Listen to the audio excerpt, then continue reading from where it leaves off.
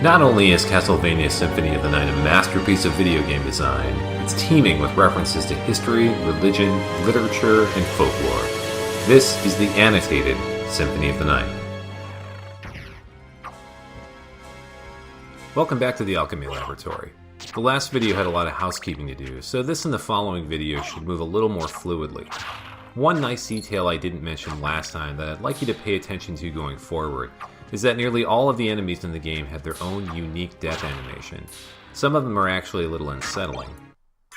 Here's the hide cuirass, known as the hide breastplate in the Japanese version. Though this is the first set of armor a player is likely to get, it's actually not the weakest in the game. The zombie enemies drop the cloth tunic somewhat liberally, which has laughably low defense. Beside our new buddies the bone scimitars, here are the classic blood skeletons, which are one of the few enemies in the game that are unkillable. We'll see them later in a variety of colors, each delineating the amount of time they're prone after being attacked.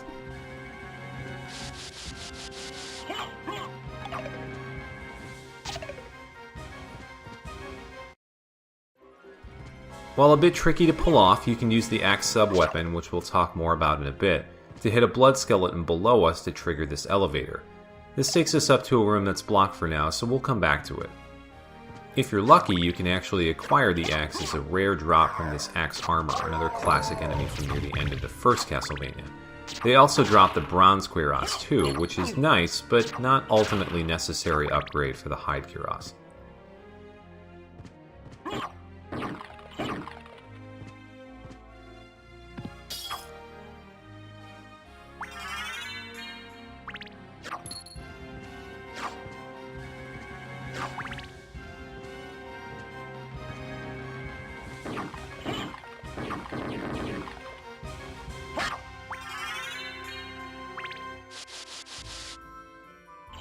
This is the knife sub-weapon, which is a common series item. It flies straight forward and does minimal damage.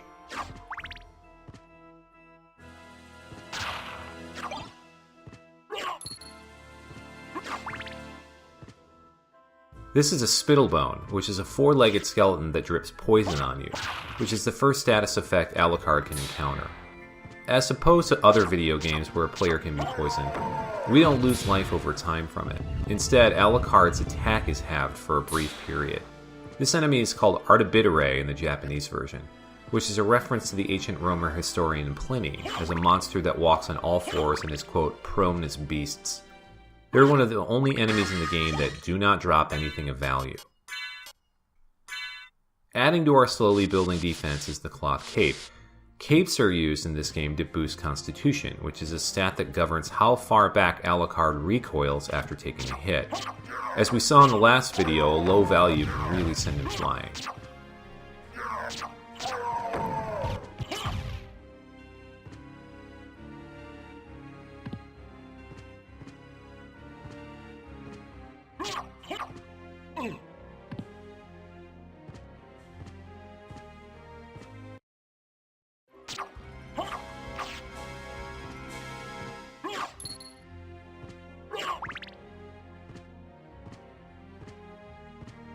Finally, here's the axe sub-weapon I mentioned a few times earlier. It's another old-timey Castlevania weapon and is useful for hitting enemies above you. It can also pass through walls and platforms, which is handy. Here's our first real boss fight of the game, Gaibon and Slogron, whom is known as Berrigan in the Japanese version. These enemies both first appeared in Super Castlevania 4 for the Super NES, as bosses fought just before recurring nemesis Death. They've gone on to be closely associated with the Grim Reaper in subsequent games. Given Death's presence only recently before this fight, this and a nice bit of visual storytelling we'll see much later adds credence to the two of them being his servants. Though there isn't any evidence of it, Berrigan may actually be a reference to two American brothers, both in fact priests, that were radical anti-war activists in the late 1960s until their deaths in 2002 and 2016 respectively. This is a blood zombie, whom we give a fairly gruesome death. They're interesting historical figures though. The bestiary description from the Long Library reads that they were Eastern Church soldiers dispatched 300 years ago, which lines up with what we know of our old pal Vlad Tepes, whom died in 1477, 300 years before this game takes place. The description is slightly misleading though, in that we don't know if dispatched means killed 300 years ago or if they were sent from the east 300 years ago. We do know that Vlad was a 3-time ruler of Wallachia during his lifetime, though, and that Wallachia was invaded by Ottoman Sultan Mehmed II in 1462, so these enemies would logically fall into the latter meeting. The description for the sunglasses that we just found simply reads cool-looking sunglasses in-game. While they add a little defense, they drop intelligence by a point for some reason. Maybe that's supposed to imply that sunglasses make you look tough but dumb. I don't know. This is the Basillard, which is a quick stabbing motion, though a sonic boom input will let you swing it like a short sword. This is a good place to point out that many weapons have slower and faster attacks based on the weapon. While it's a little less powerful than the short sword, the fact that you can plant 3 or 4 strikes for every one of the short sword makes it useful this early on. The other side of this room is also where the elevator would have led us if we timed the toss with the axe sub-weapon against the blood zombie early on. Let's get back to the leather shield we picked up earlier, and shields in general. Not only do they add a passive boost to defense, shields are mainly used to block enemy projectiles, and are in no way required equipment. A player can simply equip a weapon in each hand if they prefer. A little later we'll see how versatile shields can be when coupled with other gear. The real benefit to them, though, was found by the speedrunning community as a way to cancel the animation of Alucard's backslide. It doesn't sound like much by itself, but with the proper rhythm, the shield backslide dramatically reduces the time he spends moving on foot. You'll see me using this for the sake of brevity here and there, when there isn't a lot of explaining going on.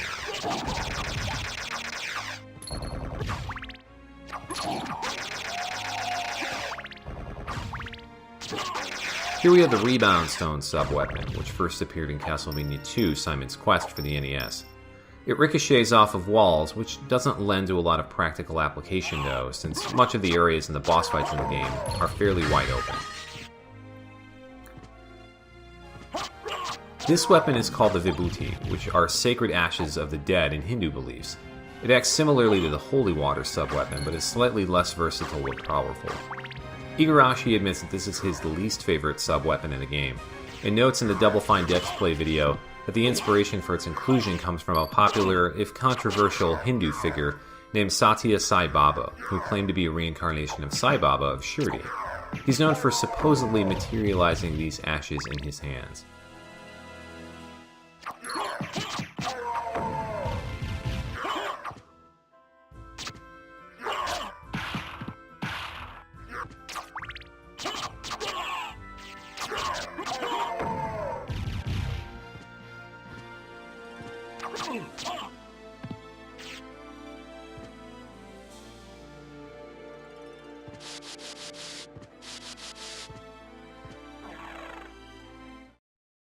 Maybe one of the lower key videos, but it's still pretty early. Next we'll tackle the Marble Gallery and fill in some of the gaps of the development history as we get our first taste of backtracking.